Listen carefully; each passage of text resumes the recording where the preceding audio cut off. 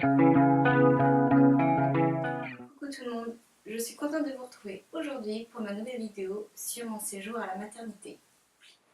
Donc avant de démarrer cette vidéo, je tiens à préciser que c'est pas du tout pour critiquer les maternités, mais plus en fait pour faire le point sur mon ressenti et sur des choses sur lesquelles vous pouvez être confrontés lors de votre séjour. Alors on revient au tout début, donc forcément après l'accouchement, on a proposé de mettre la petite directement en fait en peau à peau avec son papa pendant qu'en fait on me refaisait les points.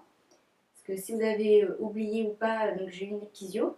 Je vous mettrai en barre d'infos le lien vers ma vidéo accouchement. Ça vous permettra de mieux suivre cette vidéo. Donc la petite a été avec son papa et après on m'a proposé du coup d'essayer la mise au sein. Donc moi il n'y a pas eu de problème, la première tétée je voulais quand même essayer, sachant que pour moi l'allaitement c'était pas non plus quelque chose obligatoire. C'est-à-dire que je le prenais comme ça venait. Si ça fonctionnait, eh ben c'était très bien.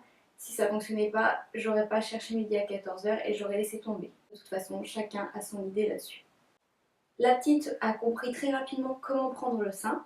Moi, on m'a aidé à stimuler, à me montrer en fait comment bien placer mon sein. Et ça s'est super bien passé. Elle a tété, c'était super. On m'a ramenée en chambre quelques heures après. Et là, du coup, le séjour à maternité commence réellement. Donc, j'ai été accueillie par une sage-femme et un sage-femme, on va même dire sage-homme, un sage-femme super sympa, tous les deux, qui ont pris le temps de me mettre dans le lit, qui m'ont expliqué si j'avais besoin d'aller aux toilettes qu'il fallait que je les appelle parce que je pouvais pas me lever comme ça. Ces personnes m'ont expliqué un petit peu comment ça allait fonctionner pendant le séjour, qu'on baignerait bébé que le lendemain, que la première journée il fallait se reposer et qu'on allait me montrer comment voilà, procéder à l'allaitement puisque du coup j'étais partie quelque part pour faire ça. Et s'il y avait besoin de quoi que ce soit, de ne pas hésiter un gros à les appeler. Alors ce séjour il s'est bien passé et en même temps il s'est moins bien passé. C'est-à-dire que j'ai eu des versions différentes par tout le corps médical de cette maternité sur l'allaitement et même sur d'autres façons de faire, que ce soit pour laver le bébé, pour la changer. Ça a été assez compliqué parce que quand vous êtes jeune parent, que c'est la première fois que vous avez un bébé, vous aimez bien qu'on vous dise un petit peu les choses, même si après vous faites au feeling, mais que vous ayez quand même déjà des points de repère. Le problème c'est que quand une personne vous dit quelque chose et que quelques heures après ou le lendemain, le personnel qui change vous dit l'opposé ou du moins pas du tout la même chose et limite trouve ça aberrant ce que vous faites, bah vous vous retrouvez en fait en plein milieu et vous savez plus qui croire, qui écouter et quoi faire. Donc moi ça a commencé la première journée, comme je disais, j'ai eu deux personnes qui étaient vraiment super sympas avec nous, très attentives avec voilà, mes questionnements, comment je devais faire, qui m'ont montré à peu près voilà, les gestes à avoir et qui m'ont dit aussi, de toute façon vous verrez, vous le ferez aussi au feeling. Mais le lendemain c'est là où ça a changé. Euh, Ça a été assez compliqué. Déjà la première nuit a été compliquée parce que j'en avais parlé un petit peu. Donc ma petite pépette qui s'appelle Mila n'est pas un bébé qui aime beaucoup dormir. Aujourd'hui toujours, donc là elle va prendre 6 mois, ça y est. On a encore réveillé plusieurs fois dans la semaine, ça arrive qu'elle se réveille 1 à 2 fois par nuit. Bon, en plus elle a les dents maintenant qui travaillent. Mais déjà de base c'est pas un bébé qui aime dormir la nuit et c'est pas un bébé qui faisait des siestes. En première nuit déjà, j'ai été fatiguée donc, toute la journée car j'ai accouché tôt le matin. Il était à peine 10 heures. Et la journée, elle a fait quelques siestes. Je ne peux plus vous dire combien de temps exactement, mais c'était pas des siestes très longues. Mais après, ça, c'est normal. Par contre, la nuit, je pensais qu'elle aurait dormi un peu plus, même si on vous fait réveiller toutes les 3 heures, si je dis pas de bêtises, tous les 3 4 heures, pour donner en fait soit le sein ou le biberon. La chose est que ça m'est plusieurs fois arrivé au séjour de la maternité qu'on me fasse réveiller la petite alors qu'elle s'était endormie genre 10 minutes avant. En gros, j'avais galéré à l'endormir, que moi j'étais naze, papa était naze parce qu'il a dormi avec moi et heureusement que papa a dormi avec nous. Parce que toute seule, je pense que j'aurais eu un baby blues beaucoup plus rapide, beaucoup plus dur. On va dire, moi, mon baby blues, il arrivait plus quand on est rentré à la maison. Que à la maternité, ça va, j'ai encore tenu, mais c'était plus la fatigue, les nerfs et le côté un peu soucieux envers le bébé qui a pris le dessus. Donc déjà, premier fait, quand vous devez réveiller votre bébé pour donner soit le sein ou le biberon, alors vous venez seulement de réussir à l'endormir au bout de 3 heures, c'est quelque chose déjà qui est un peu perturbant. Alors oui, c'est sûr, c'est important d'ouvrir le bébé au début pour pas qu'il perde trop de poids, Mais dès qu'elle mangeait en fait au sein, elle prenait super bien et elle mangeait réellement. Donc elle n'avait pas ce besoin d'être réveillée tout le temps en fait. On avait toujours voilà, le petit carnet de suivi comme vous devez tout savoir à la maternité où il fallait toujours noter à quelle heure vous donnez la quantité, si c'était le sein, vous donnez quel sein, le gauche ou le droit. Et moi j'ai trouvé ça assez stressant en fait. J'ai eu l'impression que c'était presque comme si vous étiez à l'école et qu'il fallait qu'on vous suive et que vous aviez besoin en fait, de vous justifier tout le temps de vos gestes. De plus, j'avais posé des questions aussi par rapport à tout ce qui était postpartum, dont l'épisiotomie, parce que j'ai énormément souffert de ça et j'en reparlerai dans une vidéo postpartum. À part pour me dire que c'était normal et que ça allait le faire, il n'y a pas eu d'autres choses plus rassurantes là-dessus en me disant ça va prendre peut-être 15 jours à se résorber, tout ça. Moi, on m'avait pas réellement dit qu'on pouvait avoir mal à ce point-là en bas. Personnellement, j'ai largement préféré mes contractions à la douleur de l'épisio que j'ai eu dès le lendemain. Je me suis pris un sacré coup aussi après avoir accouché dans le dos. J'ai eu une matinée où j'ai bien eu mal. Et là, on a dû même donner, alors ce que je dis pas de bêtises, des anti-inflammatoires. Bon, sur ce, j'ai eu en fait un changement de personnel donc, le lendemain.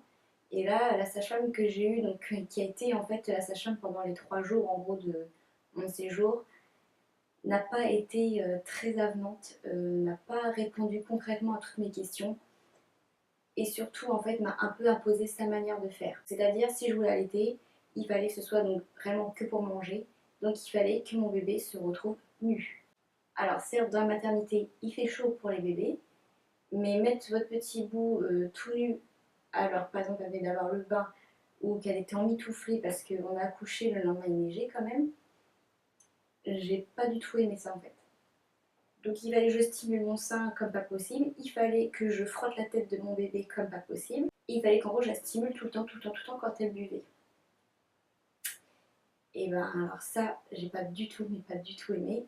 Et comme, voilà, comme j'ai dit, comme c'était mon premier bébé, je n'ai rien dit et j'ai laissé faire en fait. Parce qu'en fait, en une journée, elle a réussi à me stresser, elle a réussi à stresser la petite par rapport à l'allaitement. Et je pense que ça a eu de grosses conséquences sur la suite de mon allaitement après à la maison, qui en gros, c'est pas bien passé du tout. Et je pense aussi qu'un bébé né et qui prend le sein, c'est qu'il a un réel besoin aussi de manger, peut-être aussi de se rassurer parce que bah, il sort du ventre. Et moi, je n'aime pas du tout cette manière de faire. En fait, ça ne me convenait pas. Et elle me disait ça d'une manière tellement sèche que j'avais l'impression concrètement d'être conne. Il y avait toujours quelques similitudes qui revenaient par rapport au fait qu'il ne fallait pas laisser trop tétouiller le bébé, choses comme ça. Mais il y en a certaines qui m'ont dit mais non, pourquoi, enfin, faut pas du tout déshabiller, faut pas du tout procéder comme ça. Le lendemain c'était l'inverse, limite je me faisais disputer comme si ouais, je vous dis j'étais à l'école et que j'avais fait une grosse erreur. C'était hyper stressant, enfin moi je l'ai pas très bien vécu. Après nous aussi on en a pris, on a laissé vers la fin parce que même voilà mon mari qui était là, pour lui trouvait ça aussi aberrant cette façon de faire. C'était pas du tout ce qu'on souhaitait en fait. En fait je suis partie de j'allaiterai peut-être si ça se passe bien à en fait je dois allaiter. Et j'ai pas le choix, il faut que j'allaite, c'est comme ça, et il faut que je fasse comme ça. Autant vous dire qu'en gros j'ai fait ascenseur émotionnel là-dessus. Petit aparté sur la montée de lait. Il y a beaucoup de femmes qui vont vous dire que leur montée de lait a été très douloureuse. Alors j'ai eu de la chance, ma montée de lait n'a pas été du tout douloureuse. Elle a été très rapide. Dès le deuxième jour, j'ai commencé à avoir ma montée de lait. Heureusement que j'avais acheté des brassières et soutien-gorge d'allaitement avec 2 tailles supérieures parce que concrètement, oui, j'ai pris 2 tailles d'un coup, chose qui ne me serait jamais arrivée. Et je n'ai pas eu mal, c'était juste très tendu. Ça coulait beaucoup. Je me mettais sous la douche avec de l'eau un peu tiède, on m'avait dit pour que ça ramollisse un peu, que ça se vide un petit peu. Voilà, ma montée de lait, elle n'a pas été très douloureuse pour moi, elle a juste été bien tendue. Je vous conseille surtout d'avoir des coussinets d'allaitement aussi à la montée de lait, parce que moi je pensais pas que ça pouvait couler comme ça et que ça pouvait être aussi impressionnant en fait. Autre petit point sur le séjour à maternité, n'ayez pas trop de visites et si vous avez des visites, donnez des heures aux personnes pour pas que tout le monde en fait arrive le même jour à la même heure. Moi j'ai choisi qu'on n'y ait quasiment personne. Je voulais absolument de la tranquillité pour qu'on se retrouve tous les trois. Et qui plus est, l'allaitement plus accouchement, plus bébé qui ne voulait pas dormir. De toute façon, j'étais un petit peu dans les vagues. Je n'avais pas réellement envie de voir des gens de toute façon. Un peu associable la fille. En fait, il y a eu nos parents. J'ai eu ma grande sœur, le parrain et la marraine, donc la sœur de mon mari. Voilà, les amis, ils ont vu Mila qu'à partir du moment qu'on est rentré à la maison, on va dire réellement au bout d'un mois. Le retour à la maison, on est resté réellement entre nous. Il nous fallait cet épisode en fait où vous vous retrouvez réellement contre vous, ne serait-ce pour vos repères.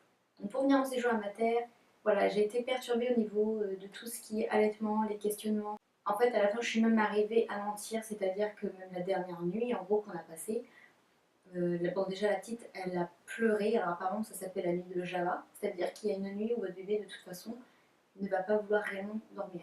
Mais nous, de toute façon, elle ne dormait jamais. C'est-à-dire que quand elle dormait, c'était un quart d'heure par-ci, un quart d'heure par-là, 1 heure maximum, et c'était tout.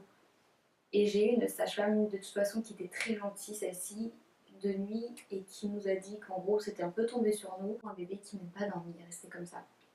Donc ça peut arriver, c'est pas grave, on s'habitue de toute façon et on fait avec. Donc concrètement, pour revenir donc la dernière nuit, voilà, j'ai menti.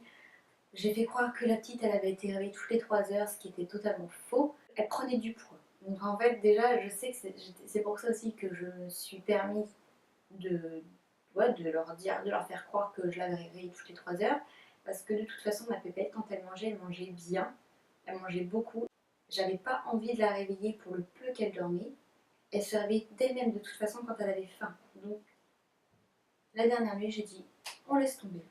Je dis que j'ai donné à manger à quelle heure, ils vont être contents, ils vont repartir. C'est ce que j'ai fait. Le lendemain, elle avait repris encore du poids. On est parti. Cette vidéo, ce que je veux dire par là, qui croire ou pas, c'est-à-dire plutôt prenez-en, mais laissez-en.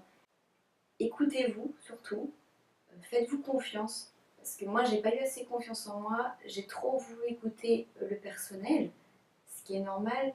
Mais le problème, c'est que ça m'a embrouillée encore plus. Je suis repartie avec encore plus de questions. J'ai été en fait perturbée et quand on est rentré, je me suis sentie encore plus seule finalement. Heureusement qu'après j'ai ma sage-femme libérale qui est venue nous voir et ça je vous expliquerai pour mon retour à la maison. Parce que c'est elle quelque part qui m'a redonné confiance en moi. Aujourd'hui avec du recul parce que maintenant la petite elle va avoir 6 mois. Et je me dis mais j'aurais dû faire en fait comme je voulais. Écoutez-vous. Si vous sentez en fait de toute façon que ce qu'on vous dit ne vous convient pas ou ne convient pas à votre bébé, vous laissez tomber. Ce que je vous dis là, donc c'est pas forcément pour démonter les maternités, même les sages-femmes ou quoi que ce soit, mais je pense qu'il serait quand même important que dans les maternités, il y ait un minimum d'entente dans le corps médical, que le personnel arrive à se mettre d'accord sur certains points. De toute façon, j'ai eu une sorte de satisfaction client. Et moi, ce que je vous dis aujourd'hui, je l'ai mis par mots. En plus, je l'ai sûrement dit un peu plus à chaud que là, forcément. Pour faire prendre conscience que quand on vient d'accoucher, on est fragile. Quand on est jeune parent, on ne connaît pas ça. On a besoin de repères, on a besoin de conseils.